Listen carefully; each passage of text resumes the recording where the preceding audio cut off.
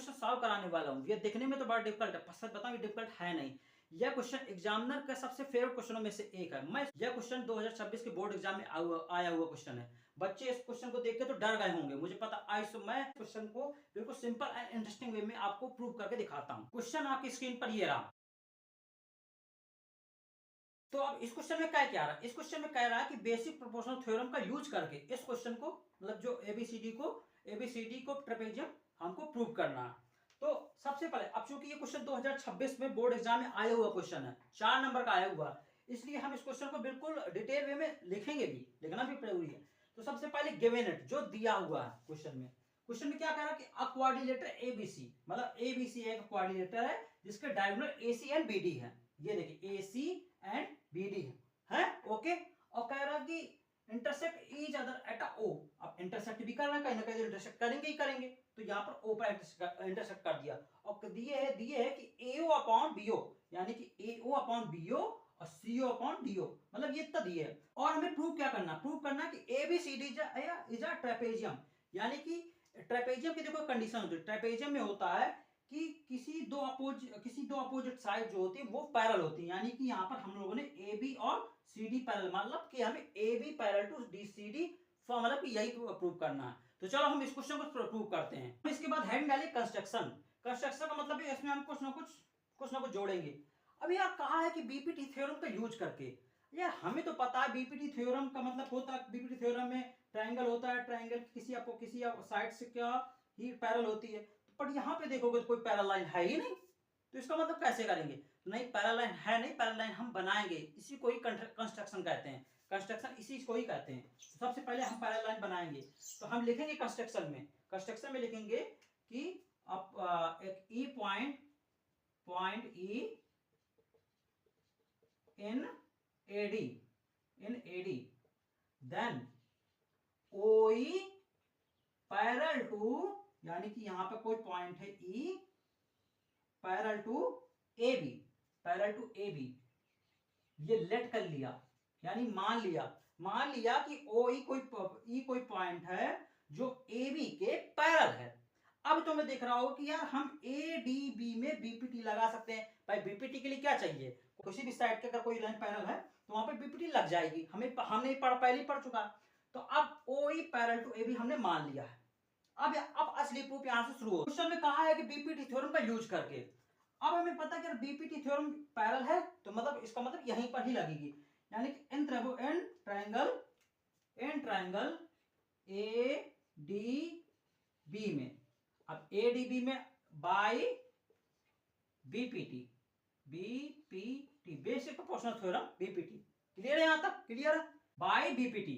अब BPT theorem में क्या है, ओई और बी ए, ये हमें माना ही था।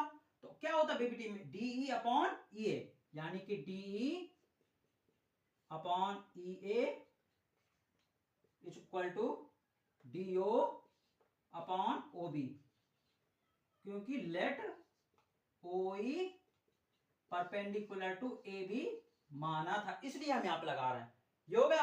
अब इस इक्वेशन 1 मान लो, इसको इक्वेशन हम लोगों ने मान लो 1 मान लिया 1। अब हमें पता है कि यार A O upon B O equal to A O upon B O C O upon D O, ये दिया हुआ है, गिवन इट है। इसमें गिवन इट है कि नहीं है, यहां पे लिख दो गिवन इट। अब ये गिवन इट है गिवन इट। अब इसी को हम ऐसे भी लिख सकते हैं, सेम चीज को डीओ अपॉन बीओ और सीओ अपॉन एओ, लिख सकते हैं बिल्कुल लिख सकते हैं। अब तुम ये देख रहे होगे, इसे इक्वेशन 2 मान लो। अब तुम ये देख रहे होगे फ्रॉम इक्वेशन 1 एंड 2 से, इसके बाद लिखोगे फ्रॉम 1 एंड 2 से। 1 एंड 2 से तुम अगर देख रहे होगे, 1 एंड 2 से देख रहे होगे कि यार ये देखोगे डीओ अपॉन बीओ यहां भी है, और डीओ अपॉन ओ बी यानी बीओ यहां भी है। तो जब ये इसके बराबर है और ये इसके बराबर है, तो निश्चित है कि डीई अपॉन ई ए बराबर सीओ अपॉन ए हो जाएगी ना, हो जाएगा। अभी प्रूफ नहीं हुआ, अभी प्रूफ है, यहां तक क्लियर है ठीक। डी अपॉन ई ए सीओ अपॉन एओ, इसके बाद ये हो जाएगा। अब इसके बाद अगला स्टेप क्या करना है, अगला स्टेप करना है, अब हम यहां तक थे डी अपॉन ई ए बराबर ओसी अपॉन ओ ए, डी अपॉन ई ए ओसी अपॉन ए। तो यार हम तुम देख रहे हैं कि यहाँ पर ये अपॉन ये और ये अपॉन ये थोड़ा सा बीपीटी जैसा नहीं है, ये बीपीटी का कन्वर्स है।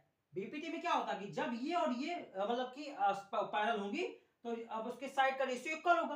अब साइड का रेशियो इक्वल हो गया तो इसका मतलब है कि ई ओ ई पैरेलल टू डीसी आ जाएगा ना, आ जाएगा। तो हम लिख सकते हैं ना कि O E parallel to DC by converse of basic proportional theorem by BPT. भाई बात वही है ना कि अगर कोई भी पैरेलल है तो रेशियो, जब अब चूंकि रेशियो दे दिया तो पैरेलल ने कर दिया बाय कन्वर्स ऑफ बीपीटी, ये भी मैं पढ़ा चुका हूं पहले। तो कन्वर्स ऑफ बीपीटी ओई पैरेलल टू डीसी। अब क्या करना, अब करेंगे चूंकि हमने लेट क्या किया था, OE parallel to A B या बी ए बी माना था, और हमने क्या निकाल भी लिया, OE parallel to and let and लिख लो and find it OE parallel to DC. तो यार जब ओई पैरेलल टू ए बी है और ओई पैरेलल टू डीसी है तो इसका मतलब है कि A B parallel to DC हो जाएगा ना, हो जाएगा ए पैरेलल टू डीसी। यही तो मैं प्रूव करना था। अब जब क्वाड्रिलेटरल में A B parallel to DC है, इसका मतलब that is ABC is trapezium. यहां पे लिख देना प्रूव इट।